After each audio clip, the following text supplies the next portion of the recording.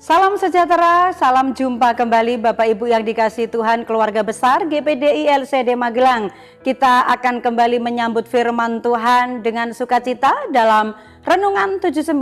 Pada hari ini kita sampai pada bacaan di 365 hari yang mengubahkan di 2 Korintus 12. Saya mengambil dalam perikop ayat 11 sampai 21, tetapi saya membaca di ayat 11 sampai 13 saja. Mari kita membaca firman Tuhan dalam nama Yesus. Sungguh aku telah menjadi bodoh, tetapi kamu yang memaksa aku. Sebenarnya aku harus kamu puji, karena meskipun aku tidak berarti sedikit pun, namun di dalam segala hal aku tidak kalah terhadap rasul-rasul yang luar biasa itu. Segala sesuatu yang membuktikan bahwa aku adalah seorang rasul telah dilakukan di tengah-tengah kamu dengan segala kesabaran oleh tanda-tanda, mujizat-mujizat, dan kuasa-kuasa. Sebab dalam hal manakah kamu dikebelakangkan dibandingkan dengan jemaat-jemaat lain selain daripada dalam hal ini, yaitu bahwa aku sendiri tidak menjadi suatu beban kepada kamu. Maafkanlah ketidakadilanku ini. Puji Tuhan, saya memberikan tema hati pelayan. Mari kita observasi, Paulus dalam pembacaan ini menjelaskan banyak hal mengenai niat baiknya terhadap jemaat yang ada di Korintus, ya. Apa yang dilakukan oleh Paulus? Mengingatkan apabila ada kesalahan di antara mereka juga perlu diperbaiki di dalam diri mereka sebagai jemaat yang ada di Korintus. Paulus sebagai seorang hamba Tuhan, dia tidak mau bahwa orang-orang yang dilayani ini bertumbuh secara materi saja, tetapi secara jasmani, secara rohani mereka harus terus mengalami perubahan, terus mengalami perbaikan. Dan sebagai seorang pelayan, Paulus ini melayani dengan penuh kesabaran, ya, melayani dengan penuh ketelitian. Bagaimana dia dapat menjangkau jiwa-jiwa dengan hati yang tulus dan mengasihi mereka. Interpretasinya, Paulus sebagai seorang hamba Tuhan, dia menunjukkan kasihnya, dia menunjukkan perhatiannya kepada jemaat. Apabila mereka melakukan hal-hal yang baik, Paulus memuji mereka. Namun apabila mereka juga melakukan hal-hal yang merupakan kesalahan, Paulus juga menegur mereka, mengingatkan mereka. Mengapa?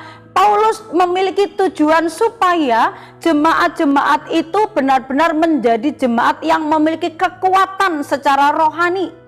Kalau hal-hal yang merupakan ada suatu kekeliruan atau kesalahan, Paulus segera membenarkan, ya, Paulus segera menegur mereka supaya mereka tidak binasa dengan kesalahannya, karena itu menjadi tujuannya dia sebagai seorang hamba Tuhan adalah membimbing, mengajar, ya, jemaat-jemaat yang dipercayakan kepadanya.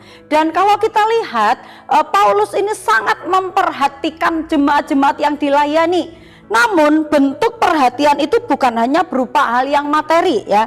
Nah, tetapi nasihat-nasihat yang itu sangat diperlukan atau sangat dipentingkan, ya. Itu dituliskan di ayat yang ke-21 di mana Paulus memberikan satu nasihat kepada mereka supaya mereka juga senantiasa menilai hal-hal yang baik itu menjadi sebuah pujian, ya. Tetapi hal-hal yang buruk jangan sampai itu juga berkembang di tengah-tengah mereka. Sebagai seorang pelayan, Paulus bertanggung jawab atas jemaat, baik buruknya mereka, maju mundurnya pergerakan rohani mereka. Paulus mempertanggungjawabkannya itu di hadapan Tuhan. Pertumbuhan rohaninya sampai mengenai kebutuhan jasmani, bahkan Paulus berusaha sedemikian rupa untuk dapat melakukan yang terbaik, melayani jiwa-jiwa dan supaya mereka terpelihara dengan baik. Paulus dalam pelayanannya bahkan lebih mengutamakan jiwa-jiwa dibandingkan dengan kepentingannya sendiri. Itu tertulis di ayat yang ke-15. Dari apa yang dilakukan oleh Paulus sebagai seorang hamba Tuhan, sebagai seorang pelayan di mana dia dipercayakan melayani jiwa-jiwa, melayani orang-orang yang ada di sekitar mereka yang belum pernah mendengarkan Injil. Paulus bekerja sedemikian rupa, segiat-giatnya demi jiwa-jiwa itu menerima Injil dan diselamatkan. Nah, hati Paulus sebagai seorang pelayan adalah dia memiliki kesabaran. Di ayat yang ke-12, sebagai seorang hamba Tuhan harus memiliki model kesabaran menghadapi banyak jemaat yang memiliki karakter yang berbeda-beda. Memiliki kesabaran ini menjadi sebuah modal utama, ya. Karena ketika dia harus menghadapi jemaat-jemaat yang harus dia layani, jiwa-jiwa yang harus dia layani, dia kalau tidak memiliki kesabaran, maka dia tidak dapat lulus, ya. Mungkin dia akan mudah sakit hati, dia akan mudah dikecewakan, dia akan mudah mengalami kelemahan. Tetapi Paulus ini dengan banyaknya karakter-karakter jemaat, dia memiliki kesabaran melayani sebagai seorang rasul, dikatakan penuh dengan kesabaran, ya. Kemudian di ayat yang ke-13, Paulus sebagai seorang hamba Tuhan, dia berusaha untuk tidak menjadi beban bagi jemaat yang dilayani. Menjadi beban itu apa? Mungkin kalau ada istilah orang-orang yang menjadi batu sandungan, ya, menjadi beban berat bagi jemaat itu mungkin dengan hal-hal yang kepentingan pribadinya itu ditanggungkan kepada jemaat, itu juga bisa menjadi beban. Tetapi kalau kita belajar dari pelayanan Rasul Paulus, bahkan justru sebaliknya, jemaat itu memiliki kebutuhan apa, dia berusaha untuk dapat menolong jemaat, untuk dapat mengutamakan jemaat. Bahkan mungkin Paulus sendiri sebenarnya membutuhkannya, tetapi dia bekerja keras supaya dapat mencukupi apa yang menjadi kebutuhan jemaat. Dia berusaha tidak menjadi beban bagi jemaat, tetapi dia menjadi orang tua rohani bagi mereka, berusaha untuk memberikan apa yang menjadi kebutuhan-kebutuhan, baik itu secara jasmani maupun rohani, ya. Kalau kita belajar dari pelayanan Rasul Paulus ini, tujuan Paulus, tujuan utamanya adalah jiwa-jiwa, bukan harta. Sehingga kalau di sini tadi di sebelumnya tidak menjadi beban, tidak menjadi batu sandungan, tidak apa istilahnya mungkin tidak ngeriwui, ya, tidak membuat jemaat itu merasa memiliki ketanggungan, ya, beban berat untuk menanggung Paulus. Tetapi kalau kita lihat Paulus itu yang terpenting jiwa-jiwa dapat terlayani, mencari jiwa-jiwa, ingin bertemu jemaat yang ada di Korintus. Dia mengatakan, aku ingin bertemu denganmu, bukan dengan hartamu, ya. Ini menunjukkan secara spesifik bahwa Paulus itu melayani, dia tidak mencari hal-hal yang mendatangkan keuntungan bagi dirinya. Bahkan di ayat yang ke-15, bahwa Paulus itu sebagai seorang pelayan, dia memiliki hati yang rela untuk berkorban. Bukan hanya nerima, tetapi dia berkorban. Apa yang bisa dia lakukan, dia melakukannya. Pengorbanan Paulus kepada jemaat memposisikan dirinya sebagai orang tua rohani bagi mereka. Di ayat yang ke-17, Paulus tidak mencari keuntungan.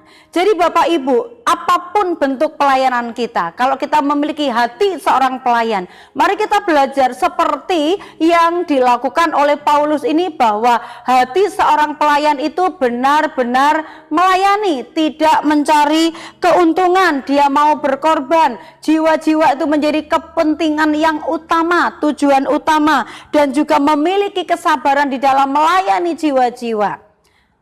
Apapun Bapak Ibu, ya, ketika kita mengambil bagian dalam pelayanan, mari hati kita senantiasa dipenuhi dengan hati sebagai seorang pelayan, karena sama seperti Tuhan Yesus dikatakan bahwa Yesus datang ke dunia itu untuk melayani. Dan kalau kita diizinkan oleh Tuhan melayani di atas muka bumi ini, apapun bentuk pelayanan kita, mari kita memiliki hati seorang pelayan.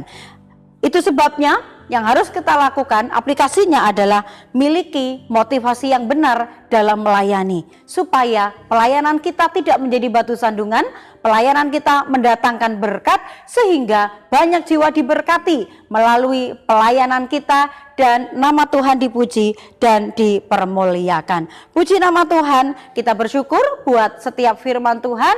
Saya percaya bahwa Bapak Ibu juga mengalami dan menerima berkat-berkat rohani dalam penyampaian Renungan 79 setiap harinya. Terima kasih buat kesetiaan Bapak Ibu. Dan apabila Bapak Ibu diberkati melalui penyampaian firman Tuhan dalam Renungan 79 dan ingin menyampaikan kesaksian atau pokok-pokok doa tertentu, Bapak Ibu dapat menyalurkannya melalui chat WhatsApp 0813 274 20088. Mari kita bertumbuh bersama, saling mendorong, saling menguatkan dan mendoakan satu sama lain sampai kita mendapati semakin sempurna di dalam Tuhan. Mari kita terima firman Tuhan ini dengan sukacita dan kita berdoa. Kami bersyukur buat setiap kebaikan dan kemurahan-Mu Tuhan, supaya kami menjadi hamba-hamba-Mu, pelayan-pelayan-Mu yang senantiasa memiliki kerelaan hati di dalam kami melayani. Karena kami tahu setiap pelayanan itu datangnya dari Tuhan. Dan kami melakukannya karena kami mengasihi Tuhan, supaya kehidupan kami menjadi berkat bagi banyak orang, secara khusus bagi jiwa-jiwa yang Engkau percayakan kepada kami. Berkati umat-umat-Mu, keluarga besar GPDI LCD Magelang, untuk kami terus memiliki hati seorang pelayan, supaya kami melayani sesama, melayani pekerjaan Tuhan, melayani jiwa-jiwa yang Engkau percayakan kepada kami. Biarlah kami umat-umat-Mu yang berlindung padamu akan bersukacita, akan bersorak-sorai selama-lamanya, karena Engkau menaungi kami umat-umat-Mu, dan karena Engkau akan bersukaria yang mengasihi nama-Mu. Terima kasih Tuhan Yesus, kami bersyukur menerima firman-Mu dengan sukacita, dalam nama Yesus, haleluya, amin.